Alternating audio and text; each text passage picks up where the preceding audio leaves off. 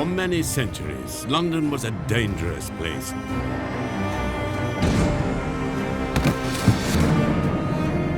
It was a magnet for the very worst kind of people. Jack the Ripper dominated the headlines. But he wasn't the only killer around. Murder was afoot. The fear of death was everywhere. But police had their work cut out to track the culprits down. In this series, we'll be investigating some of the country's most notorious and intriguing crimes. Female defendant. Sexual intrigue, vicious murder, as well as the latest technology, fed the nation's insatiable desire for gruesome stories of London's dark side.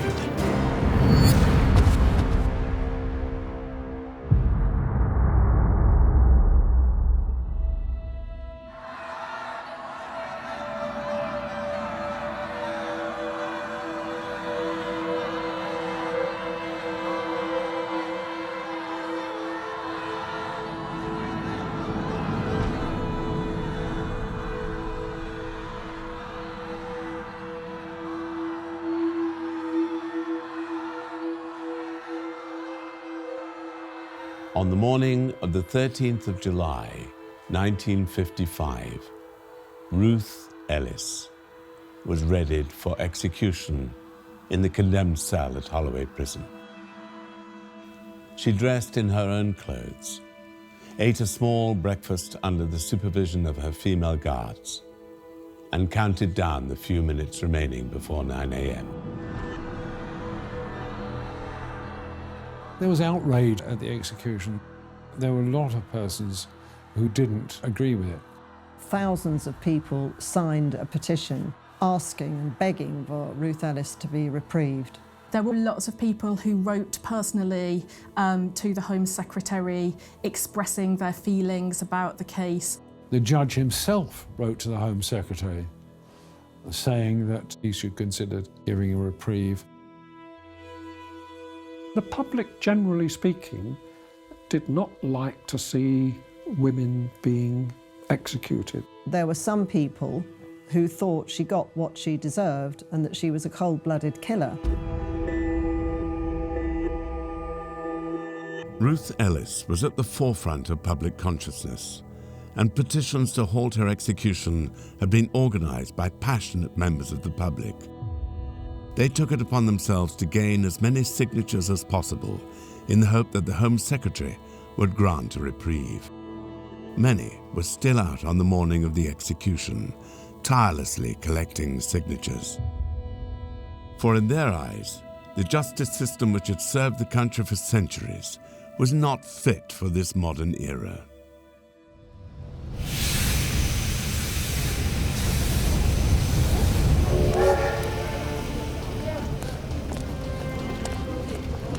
Hello, sir. Would you like to sign this petition? Hello. Would you like to sign this petition? It's for Ruth Ellis. Hello, sir. Sign the petition for Ruth Ellis.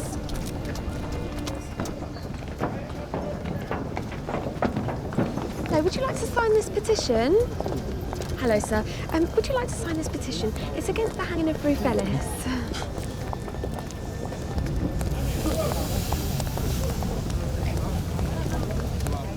Hello, ladies. Did you know that Ruth Ellis actually had a 10-year-old boy?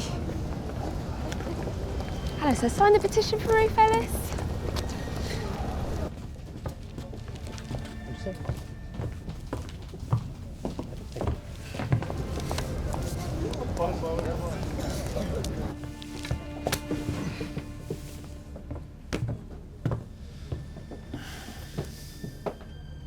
Ticket, please, sir.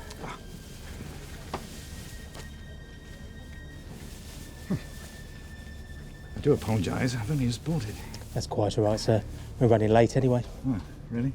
Signal failure. We may be here for some time, sir. I never put it in there. Always losing things in pockets myself. Thank you, sir. It's one of those mornings for all of us, it seems. At least we know someone's having a worse day. Tickets, please. Hello, Mum. Are you against hanging? Hello, sir. Sign the petition for Ruth Ellis.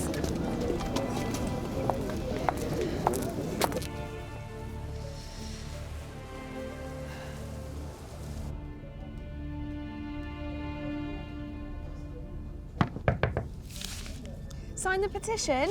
Sorry? The petition for Ruth Ellis. It's a little late, isn't it? She'll be hanged in 15 minutes. Yeah, but it's to tell the government how people feel. Sorry.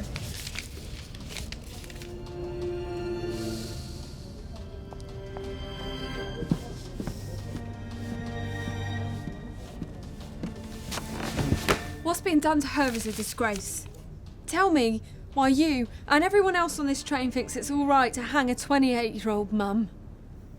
Well, Mrs. Ellis had a fair trial. And she was convicted of murder by the jury, and we hang murderers in this country.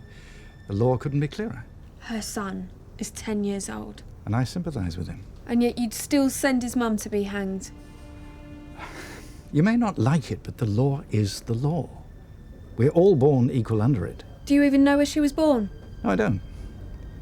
I imagine it would be better for all concerned if she'd stayed there.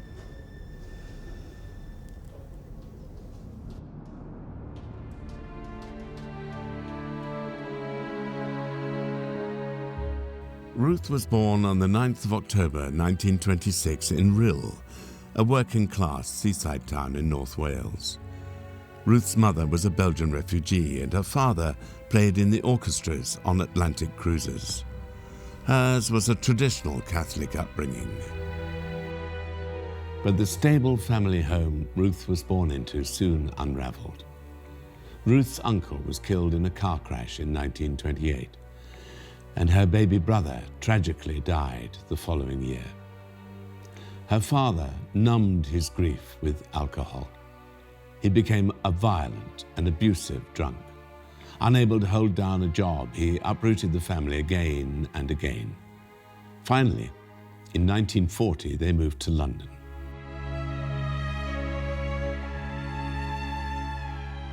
These were the war years, so the move seemed somewhat surprising, but nonetheless it happened. By 1944, he managed to get a job as a chauffeur in Southwark. He was lucky enough to get a flat that came with the job, so that's why they moved up there. The teenage Ruth threw herself into London life. She didn't let the Blitz hold her back.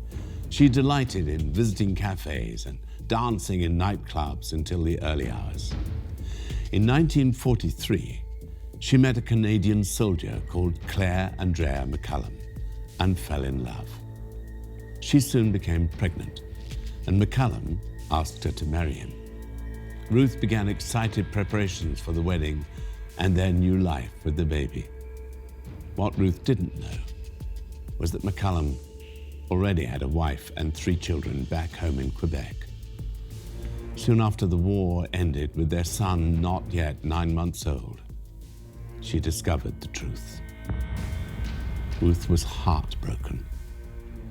She swore she would never let another man hurt her like that again. But life for a single mother in post-war London was not easy. Jobs were scarce, and rationing was still brutal. Ruth could not afford to be picky. She responded to an advert for evening work as a model at the Camera Club near Bond Street. It was through the Camera Club that she met Maurice Conley. He posed as a respectable businessman, but was in fact the biggest vice boss in the city. He invited Ruth to become a hostess at one of his nightclubs. London in those days was full of nightclubs. The pubs had a very strict closing times, and so nightclubs catered for the late night drinking clients. And of course it was also linked with the sex trade as well. There would be all sorts of types who would be visiting those clubs, so you never quite knew who you were dealing with. Their clientele certainly included a lot of men who were very privileged, who were sort of upper middle class, upper class, and frequented these clubs as part of their leisure time and enjoyment. The club owner, he actually encouraged it and encouraged relationships with the customers. This was a way of bringing more money. So there was a lot of money floating around.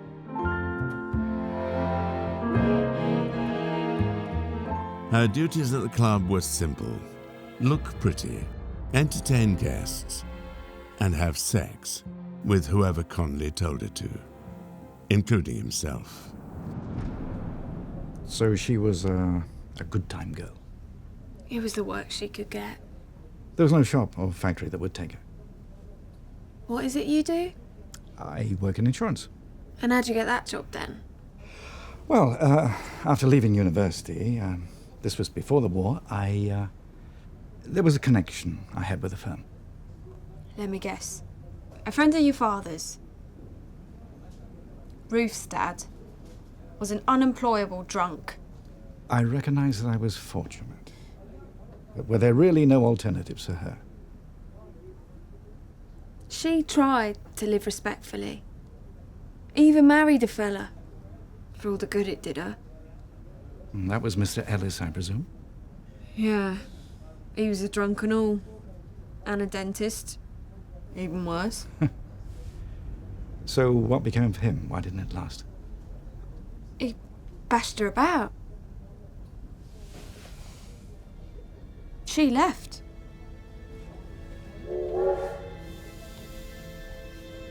By 1953, Ruth had a new name and a new daughter. Both were courtesy of a failed marriage to a drunk. It was in this year, too, that she first dyed her hair that famous platinum blonde.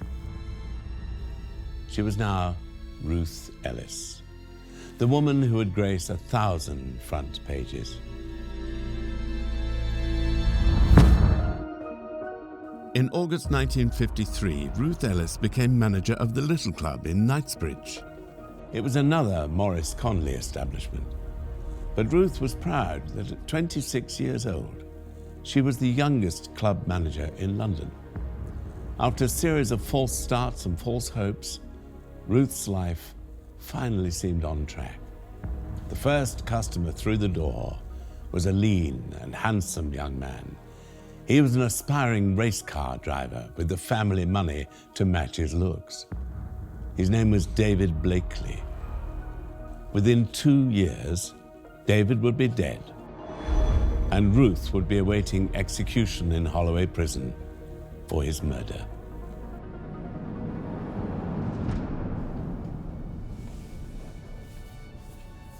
There's a telephone. Inside.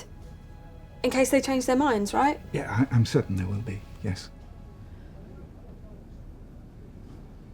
She seems quite reconciled to it, I read. As far as one can tell. Said she wants to be together again. With? Yeah. With him.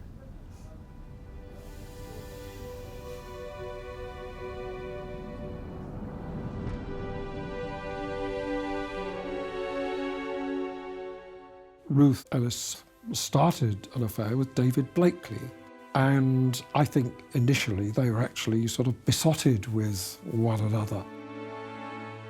David Blickley was a young man who was from quite a privileged social background, more privileged than Ruth Ellis's background, from a higher social class, and obviously within the context of the time that would have been perceived as quite significant. Ellis falls for him in a big, big way. Blickley moves in with her. It was a club lifestyle. It was drinks, it was parties. There's this tremendous sense of liberation and sort of, you can do anything. There was a certain freedom about. Domesticity was not something that was normally considered. They enthusiastically fell in love with each other, but it wasn't long before they were each having affairs. They were both jealous people. David still pursued other women, and Ruth was the center of attention at her club. But if their similarities caused arguments, so did the couple's differences. They came from different social worlds. David had no qualms in taking Ruth to bed, but he did not dare introduce her to his mother. And Ruth felt looked down upon by David's friends.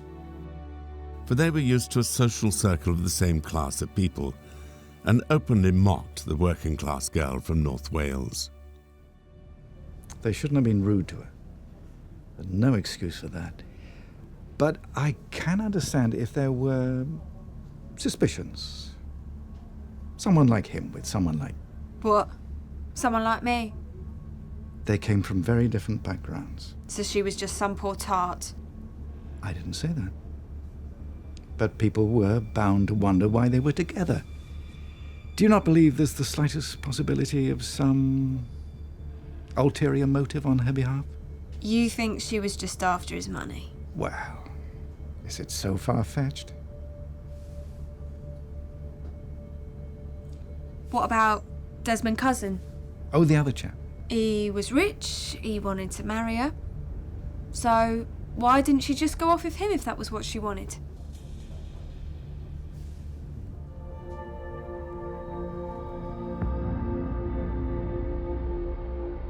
Ruth had, in fact, met Desmond Cusson before Blickley.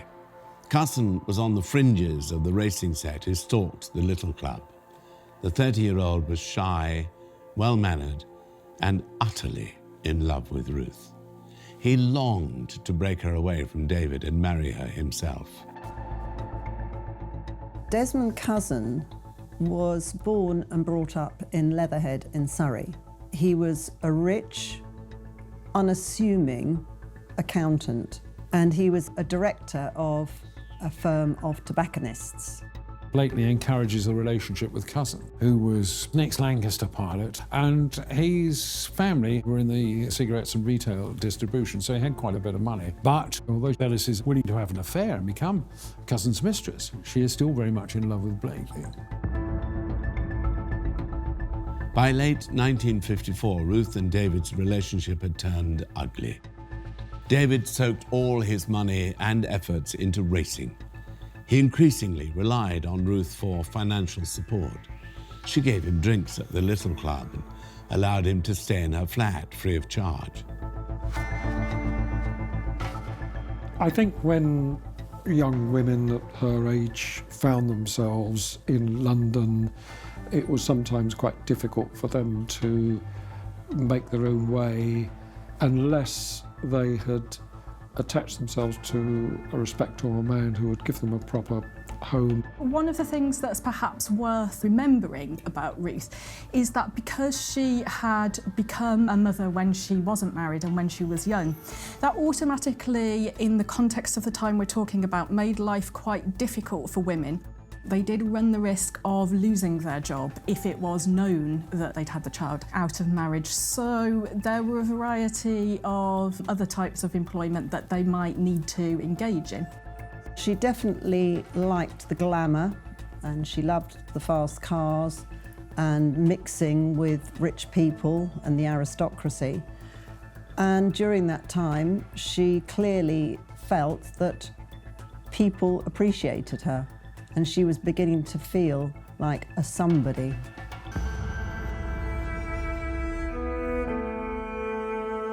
This passionate affair would soon sour, as occasional acts of domestic violence by Blickley would become routine. The uglier and more abusive the relationship became, however, the harder it seemed for either to break free. They loved and hated one another. Their bitter arguments and passionate reconciliations swallowed up their whole lives. It destroyed Ruth's success at the little club too. Customers were put off by the couple's constant public rows. Takings more than halved, infuriating the owner, Maurice Conley. In December 1954, Ruth lost her job and the flat that came with it. Homeless and jobless, she moved in temporarily with Desmond Cusson, but still she did not give up on David.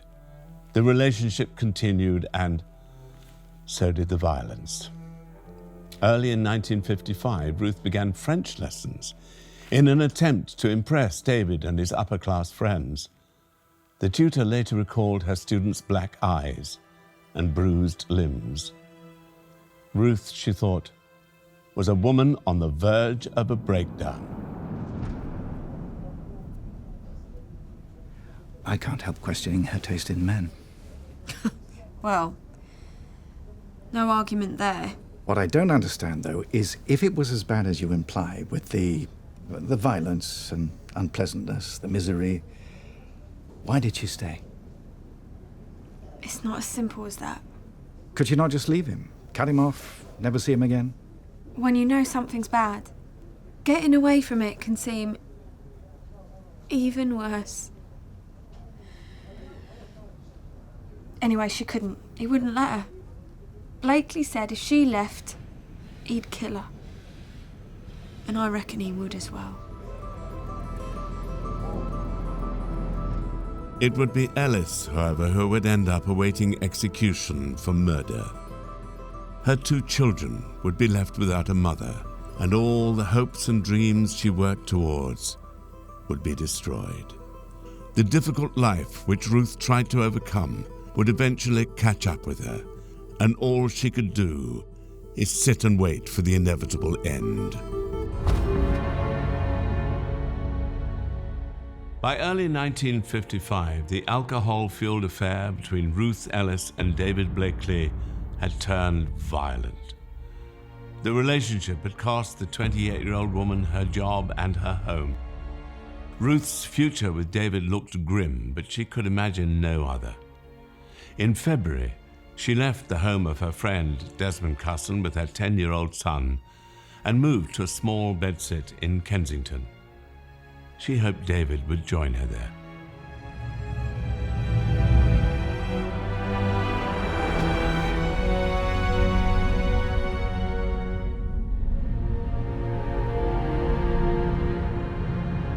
Ruth began her new life in Egerton Gardens, and Blakely would from time to time stay, but with him came the arguments and violence. In an attempt to help Ruth, Cusson lent her money to attend a modelling course in central London. But this attempt to restart her life was soon derailed. Ruth found out she was pregnant. David was the father, but it did nothing to change the course of their relationship.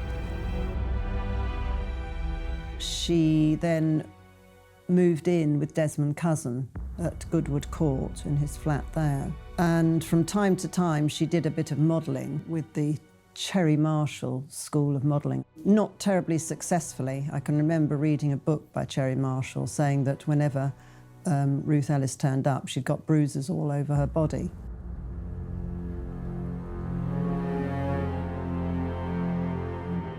During another drunken argument, David punched Ruth in the stomach. She lost the baby. The miscarriage made Ruth ill. As Easter approached, she was confined to bed with a fever and deeply depressed. At this stage, David's friends, Ant and Carol Findlater, decided to intervene. They'd always disliked Ruth and long urged David to end his romance with a lower-class girl. Now they resolved to keep the couple apart over the long Easter weekend. At about 10 o'clock in the morning, on Good Friday, Blakely left their serviced room in Egerton Gardens, telling Ruth that he would be back later in the day. He didn't come back.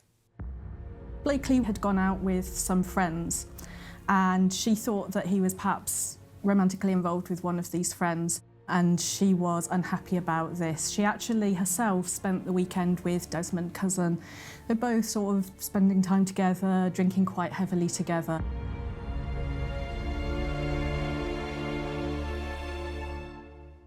In the early hours of Easter Sunday, she returned home to the tiny bedsit in Kensington.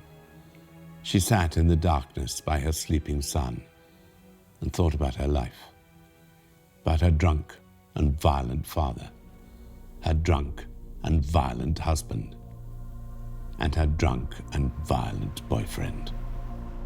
It was then that a new and peculiar feeling took hold of her. She realized she wanted to kill David.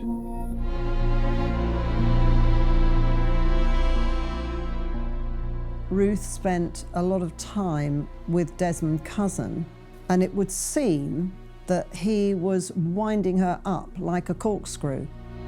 It's in this point that he gives her a gun. He shows her how to shoot. And you've got to look at cousin's motive for this. Is it a way of eliminating the rival and punishing the girl? That evening on Easter Sunday, Ruth took her son home to Kensington. She tucked him up in bed before changing.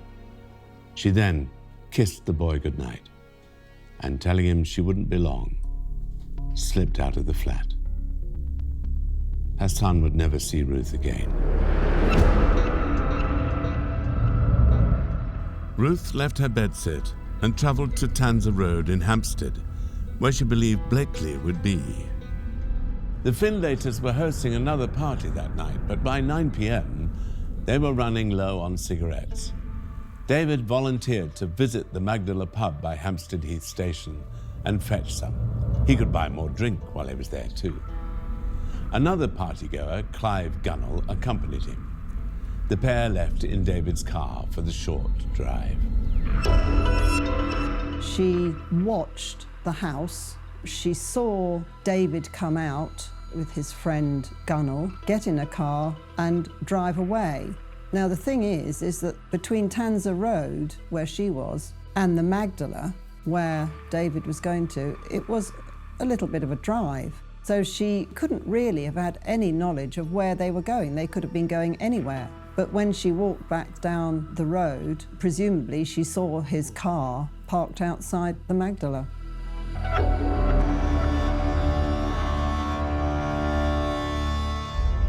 Ruth lurked in the street, pacing up and down outside the pub, waiting for David to emerge. She didn't have to wait long. At 9:20 p.m, David and Clive exited the pub. David stepped over to his car, groping for his keys with 3 large bottles of beer clutched to his chest.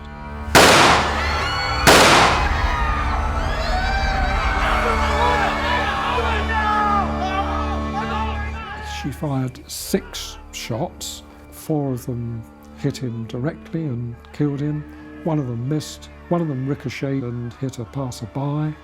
Blickley starts running. She goes after him, fires again, he falls down. And then she stands over him and empties the gun into his back. Ruth stepped away from the body and raised the gun to her temple. She could not pull the trigger. She lowered the revolver and fired the last round off into the pavement. Then she turned to Clive Gunnell and told him to call the police. Ruth's arrest was inevitable. An off-duty police constable, Alan Thompson, was sat in the corner of the Magdala pub when the shooting started. He pushed his way through the crowd of witnesses. Outside, he found Ruth Ellis standing over the body of her lover, David Blickley. The gun was still in her hand. Beer bottles lay shattered all around. The glass shone wet with beer and blood. Gently, the policeman took the gun away from Ruth. She did not resist. And at no point did she deny her involvement. On Easter Monday, Ruth was charged with David's murder. An eye for an eye, a tooth for a tooth, she told a policewoman. I will hang for this.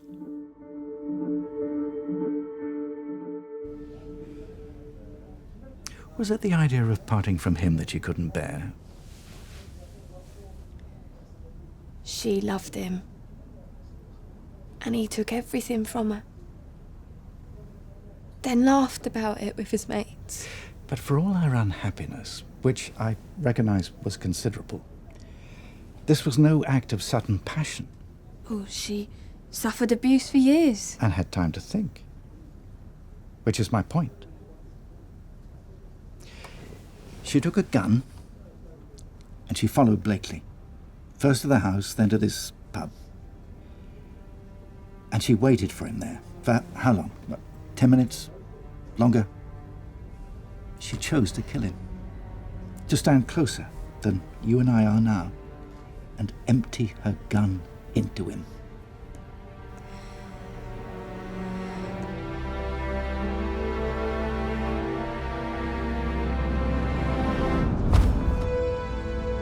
During the Easter weekend of 1955, Ruth Ellis's life had reached breaking point.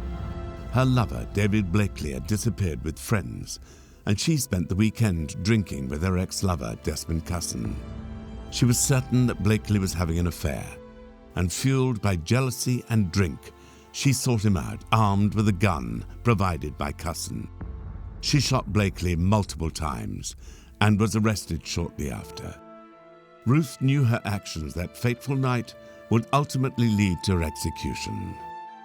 Her certainty may have been misplaced. 2 decades earlier, a woman was put on trial for a similar crime. In 1932, Elvira Barney, a London socialite, was tried for the murder of her boyfriend. After a loud argument in which Elvira threatened to shoot him, he was found dead with a gunshot wound to the chest. Elvira insisted it was an accident. She was threatening suicide, she said, and her boyfriend tried to stop her. During a tussle over the weapon, the gun accidentally discharged and delivered the fatal injury. The jury believed her. She was found not guilty. Soon after the verdict, Elvira was back on the dance floor at her favorite Café de Paris in central London. "Take a good look at me," she exclaimed to the crowds. "I'm the one who shot her lover." Like Ruth, Elvira was only in her 20s. Like Ruth, she was a fixture of London nightlife. And, like Ruth, she had a tempestuous, alcohol-fueled relationship with the man killed. But unlike Ruth, Elvira was a wealthy member of the social elite. What would the court and public make of a working-class girl like Ruth? Her trial began at the Old Bailey on the 20th of June, 1955.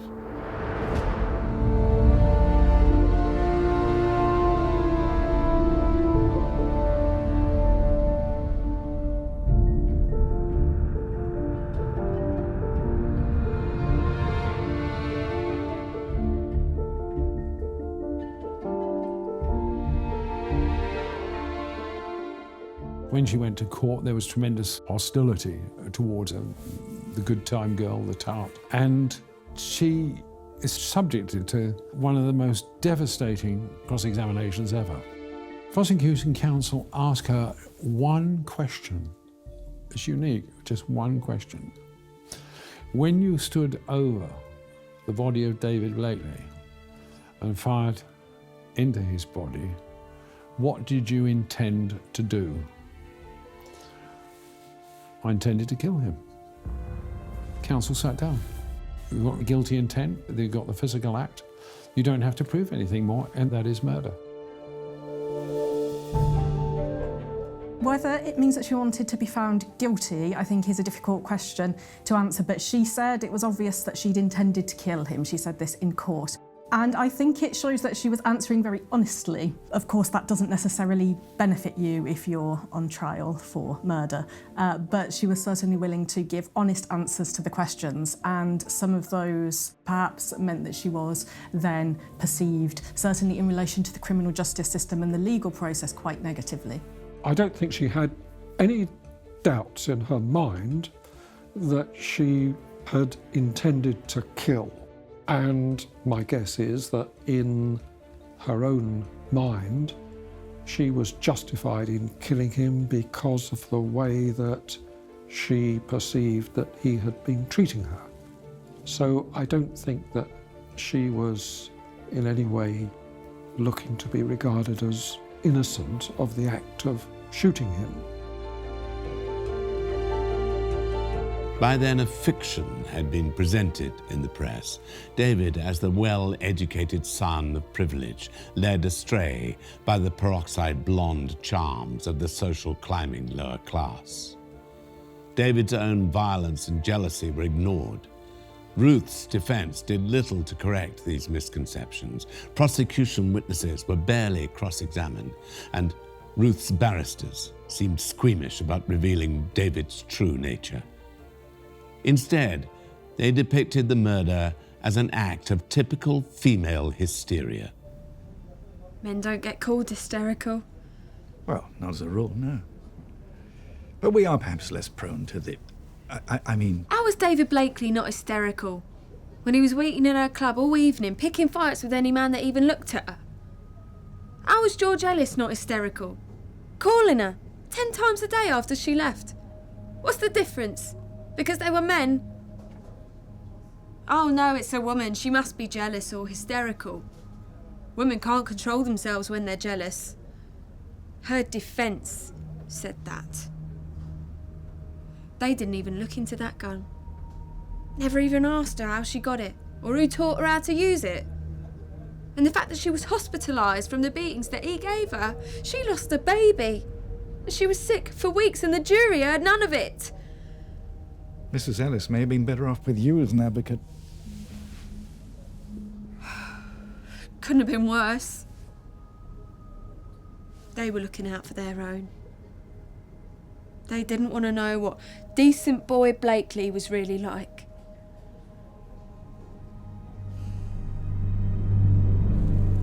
The mystery of how she obtained the freshly oiled and loaded gun was left unexplored. The prolonged physical abuse she suffered was not made clear to the jury, and there was little effort to explain her complex emotions on the night of the murder. They'd made no effort to discredit the prosecution case and would subject the witnesses of the prosecution to a minimum of cross-examination. It's obvious that evidence about the gun was nowhere near detailed enough for any balanced jury to convict upon. And any competent lawyer would have played on the fact that the ballistics had not been carried out on the gun. Too many crucial questions were left unasked. There's always a temptation to think, well, could her trial have been done differently? But the defence get one go at it and they have to decide how to work their defence. But of course, that first question asked by the prosecuting counsel, why did you do it? She said, I wanted to kill him, and she did. So really, she was convicted because of what she herself had said at her trial, quite voluntarily. After less than half an hour's deliberation, the jury found Ruth guilty. She was sentenced to death. In 1955, however, opposition to the death penalty in Britain was growing. A royal commission had already investigated the practice and concluded it offered little deterrent to crime. Prominent miscarriages of justice had shocked the nation, and even those in favour of capital punishment often hesitated at the thought of executing a woman. A campaign for clemency was launched on Ruth's behalf. Petitions urging a reprieve gained thousands of signatures around the world. But Ruth herself had no desire to escape execution. She just wanted to be with David again. The Home Secretary, too, saw no reason for the law not to take its course. There would be no reprieve.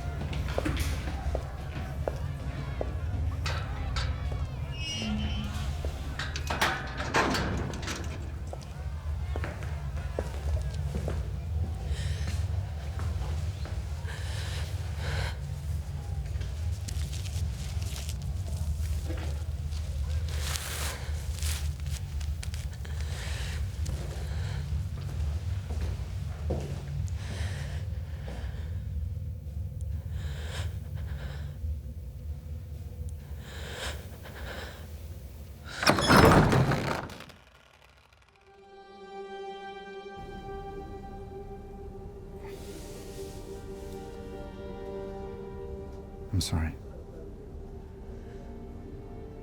Sign the petition? We should be moving off very shortly, sir. Sign it. Is this young lady bothering you, sir? No, not at all. Thank you. Do you have a ticket, miss? Yeah, it's here.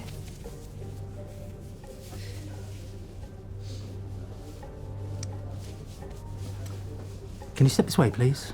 I have it. You've been bothering this gentleman quite enough. I have it. Excuse me. It's here. It's on your clipboard.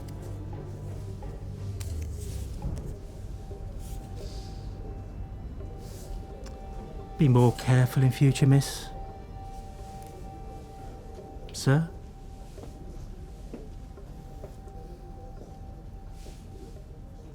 Thank you.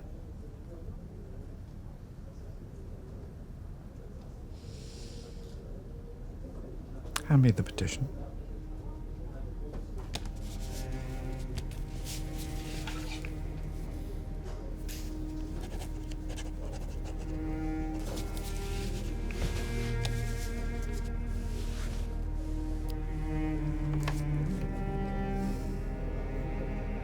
Thanks.